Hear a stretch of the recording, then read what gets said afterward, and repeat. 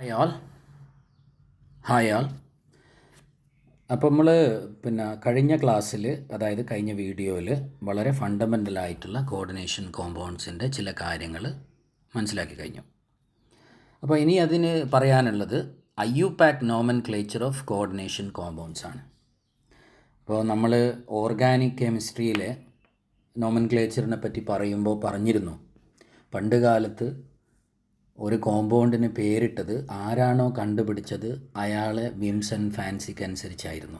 നമ്മൾ ഓർക്കുന്നുണ്ടാവും, ഇന്ത്യയിൽ ഒരാൾ അസറ്റിക് ആസിഡിനെ കണ്ടുപിടിച്ചിട്ടുണ്ടെങ്കിൽ അതിൻ്റെ പേര് വല്ല ലക്ഷ്മി ആസിഡെന്നോ അങ്ങനെ ആയിരുന്നേനെ. അപ്പോൾ ഈ ബാർബിറ്റ്യൂറിക് ആസിഡ് എന്ന് പറയുന്നത് ആസിഡിന് അങ്ങനെ പേര് കിട്ടിയത്, അത് കണ്ടുപിടിച്ച ആൾക്കൊരു കാമുകയുണ്ടായിരുന്നു. ആ കാമുകിയുടെ പേര് ബാർബറ എന്നായിരുന്നു.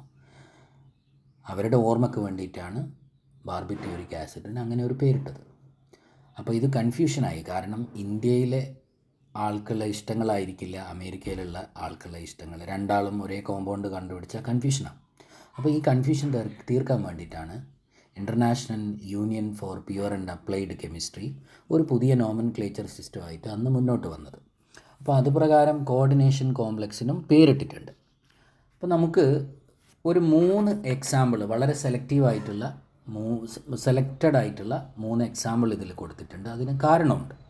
അപ്പോൾ ഈ 3 എക്സാമ്പിളിൽ നമ്മൾ നോക്കിയാൽ, ഒന്നാമത്തതിൽ കാണാം K3FeCN6.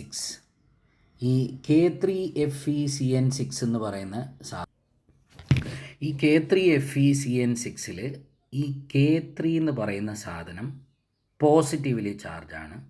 ഈ FeCN6 എന്ന് പറയുന്നത് അതിൻ്റെ ചാർജ് -3 ആണ്. അപ്പോൾ മനസ്സിലാക്കേണ്ട കാര്യം എന്താണെന്ന് വെച്ചാൽ, ഇറ്റ് ഈസ് എ നാനയോൺ എന്ന് പറഞ്ഞാൽ ആ മെറ്റൽ കോംപ്ലക്സ് സ്ക്വയർ ബ്രാക്കറ്റിൻ്റെ ഉള്ളിൽ വരുന്ന ഭാഗം ഒരു ആനയോണാണ്. ഇനി ഇതിൽ നോക്കിയാൽ മെറ്റൽ കോംപ്ലക്സ് ആനയോൺ അല്ല, പകരം എന്താണെന്ന് വെച്ചാൽ it is A neutral species. ഇതിൽ നമ്മൾ നോക്കിയാൽ Cl- ആണ് ഗ്രൂപ്പിന് പുറത്തുള്ളത്. അപ്പോൾ Cl- മൈനസ് ചാർജ് ആയതുകൊണ്ട് മെറ്റൽ കോംപ്ലക്സ് ഒരു കാറ്റയോണാണ്. ഇത് മനസ്സിലാക്കി വെക്കാം. അപ്പം 3 തരം മെറ്റൽ കോംപ്ലക്സ് ഉണ്ട്: ആനയോണിക്, കാറ്റയോണിക്, ന്യൂട്രൽ. ഇനി നമുക്കതിൻ്റെ പേര് നോക്കാം. അപ്പം ഒരു സോൾട്ടിൻ്റെ പേര് പറയുമ്പോൾ സോഡിയം ക്ലോറൈഡ്. ഇപ്പോൾ സോഡിയം ക്ലോറൈഡിൽ നോക്കിയാൽ ക്ലോറൈഡ് എന്ന് പറയുന്നത് ആനയോണാണ്, സോഡിയം എന്ന് പറയുന്നത് കാറ്റയോണാണ്. അപ്പോൾ സോഡിയം ആദ്യം വന്നു, അത് കാറ്റയോണാണ്, പിന്നെ വന്നത് ആനയോണാണ്. ആ ഒരു പാറ്റേൺ ഇതിൽ എല്ലായിടത്തും ഫോളോ ചെയ്യുന്നുണ്ട്. അപ്പം ഇത് മോളിക്കുലാർ ഫോർമുല കൊടുത്തിട്ടുണ്ട് അടുത്ത സൈഡിൽ. അതിൻ്റെ റൈറ്റ് സൈഡിൽ മോളിക്യൂളിൻ്റെ ആ ഒരു കോമ്പൗണ്ടിൻ്റെ പേരും കൊടുത്തിട്ടുണ്ട്. അപ്പോൾ നോക്കിയേ, നിങ്ങളൊന്ന് നോക്കിയാൽ നിങ്ങൾക്ക് കുറേ കാര്യങ്ങൾ മനസ്സിലാക്കിയെടുക്കാൻ പറ്റും. അപ്പോൾ ഒന്നാമത്തെ സാധനത്തിൻ്റെ പേര് പൊട്ടാഷ്യം ഹെക്സാ സയനോ ഫെറേറ്റ് എന്നുള്ളതാണ്. ഫെറേറ്റ് എന്നുള്ളത് അയേണിനെ സൂചിപ്പിക്കുന്നു. ഫെറേറ്റ് എന്ന് പറയുമ്പോൾ അതിന് പോസിറ്റീവ് ചാർജാണ്. അതുപോലെ അതിൻ്റെ ബ്രാക്കറ്റിൽ, അവിടെ അടുത്തന്നെ ബ്രാക്കറ്റിൽ 3 നിട്ടിട്ടുണ്ട്. 3, അതായത് റോമൻ ലെറ്ററിൽ 3 നിട്ടത് അതിൻ്റെ ട്രൈ പോസിറ്റീവ് ചാർജിനെ കാണിക്കാനാണ്. അതുപോലെ ഈ മെറ്റൽ കോംപ്ലക്സിൻ്റെ പേരാണ് ഇത്രയും ഇതിനുള്ളിലുള്ളത്. അതിൽ ആദ്യം വന്നത് ലിഗാൻഡാണ്, ഹെക്സാ സയനോ എന്ന് പറഞ്ഞാൽ 6 സയനൈഡ് ഫെറേറ്റ്. അപ്പോൾ അയേൺ വന്നത് അതായത് അവസാനമാണ്. അപ്പോൾ ഇത് മൊത്തത്തിൽ ഒരു മെറ്റൽ കോംപ്ലക്സ് ആനയോണാണ്. ആനയോണിൽ ആദ്യം പേര് കൊടുത്തത് ലിഗാൻഡിനാണ്, പിന്നെയാണ് അതിൻ്റെ മെറ്റലിനെ പറഞ്ഞത്. ഇനി ന്യൂട്രൽ സ്പീഷീസിൽ എങ്ങനെയാണെന്ന് നോക്കാം. ന്യൂട്രൽ സ്പീഷീസിൽ പുറത്തൊന്നുമില്ല, കാരണം അതിൻ്റെ പ്രൈമറി വാലൻസിയും സെക്കൻഡറി വാലൻസിയും മെറ്റൽ കോംപ്ലക്സിൻ്റെ ഉള്ളിൽ തന്നെ സാറ്റിസ്ഫൈ ചെയ്തു. അതേ സ്ഥാനത്ത് K3FeCN6ൽ മെറ്റൽ കോംപ്ലക്സിൻ്റെ ഉള്ളിൽ സെക്കൻഡറി വാലൻസിയാണ് സാറ്റിസ്ഫൈ ചെയ്തത്. അതെപ്പോഴും അങ്ങനെയാണ്. പക്ഷേ പ്രൈമറി വാലൻസി സാറ്റിസ്ഫൈ ചെയ്യാൻ വേണ്ടിയിട്ട് 2 ആൾ പുറത്തുണ്ടായിരുന്നു. അപ്പം ഇതിൽ ഡയമീൻ ഡൈക്ലോറോ പ്ലാറ്റിനം എന്ന് പറഞ്ഞാൽ കാലങ്ങളായിട്ട് ക്യാൻസറിനെ ട്രീറ്റ് ചെയ്യാൻ വേണ്ടിയിട്ട് ഉപയോഗിക്കുന്ന ഒരു ഡ്രഗാണ്. അതിന് സിപ്ലാറ്റ് എന്നാണ് പറയുക. അപ്പോൾ അതിൽ നോക്കിയാൽ 2 ലിഗാൻഡാണുള്ളത്, അമീനും ക്ലോറിനും. അപ്പോൾ ഡൈ അമീൻ ഡൈക്ലോറോ. അപ്പോൾ അതിൻ്റെ ഒരു ഓർഡർ നോക്കിയാൽ നിങ്ങൾക്ക് കാണാം, അമീൻ ആദ്യം വന്നു, ക്ലോറിൻ പിന്നീട് വന്നു. അപ്പം ഡൈക്ലോറോ എന്നാണ് വന്നത്. ചിലപ്പോൾ അത് ഡൈക്ലോറിഡോ എന്നും വായിക്കാം, അങ്ങനെയും വരാം. അപ്പം ഇതിലും മെറ്റലിൻ്റെ മുന്നേ മെറ്റൽ കോംപ്ലക്സിന് പേരിടുമ്പോൾ ലിഗാൻഡിൻ്റെ പേരാദ്യം പറഞ്ഞിട്ടുണ്ട്. ഇനി അടുത്ത സ്പീഷീസ് കാറ്റയോണിക് കോംപ്ലക്സ് ആണ്. അതിന് പുറത്ത് വരുന്ന സ്പീഷീസ് ക്ലോറിനാണ്. അപ്പോൾ ക്ലോറൈഡിന് നെഗറ്റീവ് ചാർജാണ്. അപ്പോൾ ഇതിലും നിങ്ങൾക്ക് നോക്കാം, tetra aqua dichloro chromium chloride. So നിങ്ങൾ ഈ വീഡിയോ കാണുമ്പോൾ ദയവ് ചെയ്ത് ഈ കോംപ്ലക്സിൻ്റെ മോളിക്കുലാർ ഫോർമുല വരയ്ക്കുക. മോളിക്കുലാർ ഫോർമുലക്ക് അടുത്ത് തന്നെ അതിൻ്റെ പേരെഴുതുക. ഈ ഓരോ കാര്യങ്ങളും നിങ്ങൾ നോട്ട് ചെയ്യാം. അപ്പോൾ ഇനി നമുക്ക് ഓരോ റൂളായിട്ട് പറയാം. ഒന്നാമത്തെ rule, if the compound is A salt, name the cation first and then the anion. ഞാൻ നേരത്തെ പറഞ്ഞ പോലെ സോഡിയം ക്ലോറൈഡിൽ സോഡിയത്തിന് ആദ്യം പേരിടുകയും പിന്നെ ക്ലോറൈഡിന് പറയുകയും ചെയ്യുകയാണ്. അപ്പോൾ just as in the naming of simple salt. For example K3FeCN6, ഇതിൽ പൊട്ടാഷ്യമാണ് പോസിറ്റീവ് ചാർജ്, മെറ്റൽ കോംപ്ലക്സിന് നെഗറ്റീവ് ചാർജാണ്. ഇവിടെ ശരിക്കും വരിക -3 ആണ് ചാർജ്. അപ്പോൾ അതിൻ്റെ പേര് പൊട്ടാഷ്യം ഹെക്സാ സൈനോ ഫെറേറ്റ് എന്നാണ്. അപ്പോൾ അടുത്ത ഇതിൽ ശ്രദ്ധിക്കേണ്ട ഒരു കാര്യം എന്താണെന്ന് വെച്ചാൽ, in the naming of the complex, a neutral complex, name the ligand first and then the metal. Name of the anionic ligands end in O. അപ്പോൾ ക്ലോറിൻ ആണെന്നുണ്ടെങ്കിൽ അത് ക്ലോറോ എന്നാകും. അപ്പോൾ മനസ്സിലാക്കേണ്ടത് എന്താണെന്ന് വെച്ചാൽ, ഒരു മെറ്റൽ കോംപ്ലക്സിന് പേരിടുമ്പോൾ ആ മെറ്റൽ കോംപ്ലക്സിൻ്റെ പേരിൽ ആദ്യം വരേണ്ടത് ലിഗാൻഡിൻ്റെ പേരാണ്. അപ്പോൾ ലിഗാൻഡ് നെഗറ്റീവ്, അതായത് ആനിയോണിക് സ്പീഷീസ് ആണെന്നുണ്ടെങ്കിൽ അത് എൻഡ് ചെയ്യേണ്ടത് O എന്ന ലെറ്റർ വെച്ചിട്ടാണ്. അപ്പോൾ അതിനുള്ള ഈ ടേബിൾ നോക്കി നിങ്ങൾക്ക് മനസ്സിലാവും. ഇതൊക്കെ എഴുതിയെടുക്കാം. ഇപ്പോൾ ആനിയോണിക് ലിഗാൻഡ് ബ്രോമിൻ ആണെന്നുണ്ടെങ്കിൽ ബ്രോമോ, കാർബണേറ്റ് ആണെന്നുണ്ടെങ്കിൽ കാർബണേറ്റോ, ക്ലോറൈഡ് ആണെന്നുണ്ടെങ്കിൽ ക്ലോറോ, സൈനൈഡ് ആണെന്നുണ്ടെങ്കിൽ സൈനോ, ഫ്ലോറൈഡ് ആണെന്നുണ്ടെങ്കിൽ ഫ്ലോറോ, ഗ്ലൈസിനേറ്റ് ആണെന്നുണ്ടെങ്കിൽ ഗ്ലൈസിനേറ്റോ. ഗ്ലൈസിനേറ്റിൻ്റെ സ്ട്രക്ചർ ഇതിന് മുന്നേ വരച്ചിരുന്നു. ഹൈഡ്രോക്സൈഡ് ആണെന്നുണ്ടെങ്കിൽ ഹൈഡ്രോക്സോ, ഓക്സലേറ്റ് ആണെന്നുണ്ടെങ്കിൽ ഓക്സലേറ്റോ. ഇനി തയോസൈനേറ്റ് ആണെന്നുണ്ടെങ്കിൽ തയോസൈനേറ്റോ. അതിന് 2 സാധ്യതകളുണ്ട്, കാരണം it is an ambidentate ligand, isothiocyanato. അപ്പോൾ ഇതൊക്കെ കൃത്യമായിട്ട് നോട്ടിൽ എഴുതുക. ഇനി ന്യൂട്രൽ ലിഗാൻഡ് ആണെന്നുണ്ടെങ്കിൽ 4 ലിഗാൻഡാണ് വളരെ ആക്റ്റീവായിട്ട് വരുന്ന സ്പീഷീസ്. അതൊന്ന് അമോണിയാണ്, അതിൻ്റെ അമൈൻ സ്പെല്ലിങ് നോട്ട് ചെയ്യുക. വാട്ടർ ആണെന്നുണ്ടെങ്കിൽ അക്വയാണ്, കാർബൺ മോണോക്സൈഡ് ആണെന്നുണ്ടെങ്കിൽ കാർബണൈലാണ്, എത്തിലീൻ ഡയമീൻ ആണെന്നുണ്ടെങ്കിൽ EN എന്നാണ് എഴുതുക. എത്തിലീൻ ഡയമീൻ തന്നെ ഫുള്ളായിട്ട് എഴുതണം. ഇനി അടുത്ത കാര്യം, they are usually obtained by changing the anion ending ide എന്ന് പറഞ്ഞാൽ ക്ലോറൈഡ് എന്നുള്ള IDE മാറ്റിയിട്ട് വെറും O വെച്ച് കൊടുക്കും. ഇനി കാർബണേറ്റ് എന്നാണെന്നുണ്ടെങ്കിൽ ATE മാറ്റിയിട്ട് ഏറ്റോ എന്നാക്കും. Neutral ligands are specified by their usual names except H2O, NH3CO which are called aqua. അമൈൻ്റെ ലിഗാൻഡായിട്ട് എഴുതുമ്പോൾ 2 M ഉണ്ടാവും, ശ്രദ്ധിക്കുക.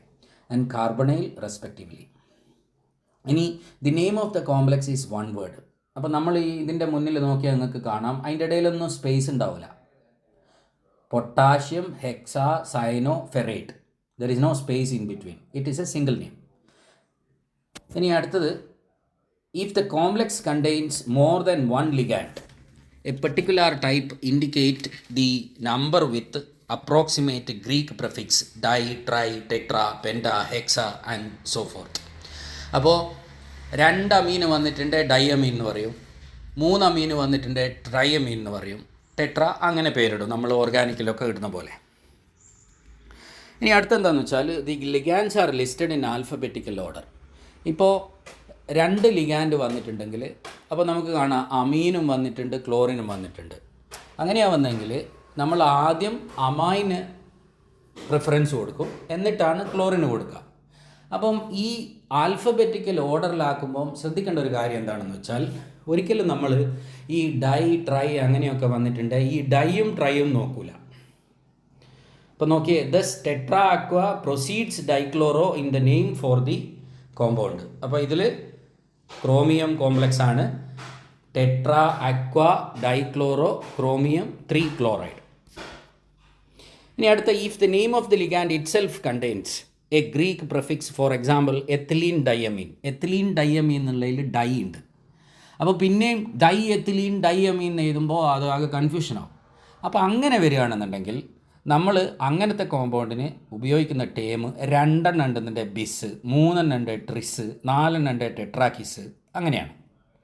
അപ്പോൾ ഉദാഹരണത്തിന് ഒരു കൊബാൾട്ട് കീലേറ്റിംഗ് ലിഗാൻസ് ഉള്ളൊരു കോമ്പൗണ്ടാണ്.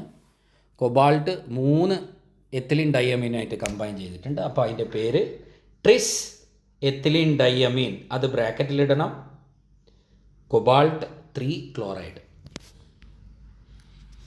ഇനി അടുത്ത റൂൾ എന്താണെന്ന് വെച്ചാൽ, use Roman numeral in the parenthesis. Parenthesis എന്ന് പറഞ്ഞാൽ bracket. Immediately following the name of the metal to indicate the metals oxidation state. As shown by the preceding example, there is no space between the name of the metal and the parenthesis. അതായത് മെറ്റലിൻ്റെ oxidation state കാണിക്കാൻ വേണ്ടിയിട്ട് immediate ആയിട്ട് എന്തിടണം, ആ oxidation number ബ്രാക്കറ്റിലിടാം. അതിൻ്റെ ഇടയിൽ space ഒന്നും ഇടാൻ പാടില്ല. ഇനി അടുത്ത്, in the naming of the metal use the ending 8 if the metal is an anionic complex. Thus, അതായത് ഇപ്പോൾ ഈ ആനയോണിക് കോംപ്ലക്സ് നെഗറ്റീവ് ചാർജുള്ള കോംപ്ലക്സ് ആണെന്നുണ്ടെങ്കിൽ അതിൻ്റെ മെറ്റലിൻ്റെ അവസാനം ATE എന്ന് ആഡ് ചെയ്യണം. അപ്പോൾ ATE എന്ന് ആഡ് ചെയ്യുമ്പോൾ ശ്രദ്ധിക്കേണ്ട കാര്യം എന്താണെന്ന് വെച്ചാൽ, ഇപ്പം അയൺ ആണെന്നുണ്ടെങ്കിൽ അതിന് ഫെറൈറ്റ് എന്നാണ് പറയുക. ശരിക്കും ഇതിന് കൃത്യമായിട്ടൊരു റൂളൊന്നുമില്ല.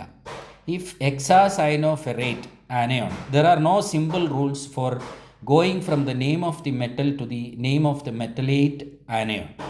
Partly because some of the anions have Latin names. Because ഇപ്പോൾ ഇതിൽ അയണിൻ്റെ കേസിൽ തന്നെ അതിൻ്റെ പേര് അയൺ എന്നാണെന്നുണ്ടെങ്കിലും നമ്മൾ പറയുന്നത് ഫെറൈറ്റ് എന്നാണ്, അയണൈറ്റ് എന്നൊന്നും അല്ലല്ലോ. അപ്പോൾ അതിന് കാരണം എന്താണെന്ന് വെച്ചാൽ പല മെറ്റലിൻ്റെയും പേര് ലാറ്റിൻ നെയിമാണ്, അതാണ് കാരണം.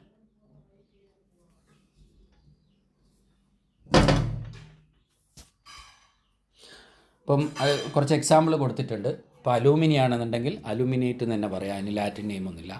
ക്രോമിയാണ് ക്രോമേറ്റ്, കൊബാൾട്ടാണ് കൊബാൾട്ടേറ്റ്, കോപ്പറാണ് കുപ്രേറ്റ്, ഗോൾഡാണ് ഓറേറ്റ്, അയൺ ആണ് ഫെറേറ്റ്, മാംഗനീസ് ആണ് മാംഗനേറ്റ്, നിക്കലാണ് നിക്കലേറ്റ്, പ്ലാറ്റിനമാണ് പ്ലാറ്റിനേറ്റ്, സിങ്ക് ആണ് സിങ്കേറ്റ്.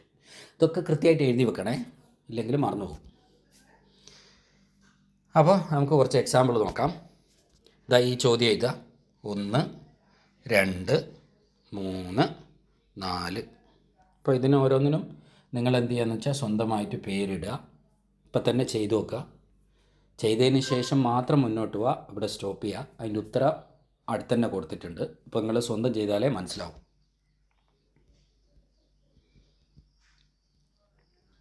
അപ്പോൾ ഇതുവരെ പറഞ്ഞ പ്രകാരം ഓരോന്നിൻ്റെയും പേര് കൊടുത്തിട്ടുണ്ട്. ഇനി നമുക്ക് നേരെ തിരിച്ച് നോക്കാം. അതായത് പേര് തന്നിട്ട് എങ്ങനെയാണ് അതിൻ്റെ മോളിക്കുലർ ഫോർമുല എഴുതുക. ഇത് ജസ്റ്റ് ഫോർ an exposure.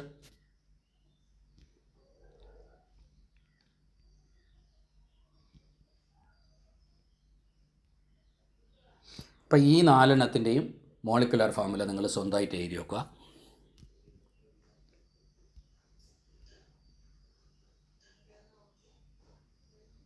ഇതാണ് അതിൻ്റെ ഉത്തരം. ഇനി നിങ്ങൾ സ്വന്തമായിട്ട് ചെയ്യാൻ വേണ്ടിയിട്ട് കുറച്ച് എക്സാമ്പിൾ ചോദ്യം എഴുതിക്കൊള്ളുക. ഇതാണ് ചോദ്യം.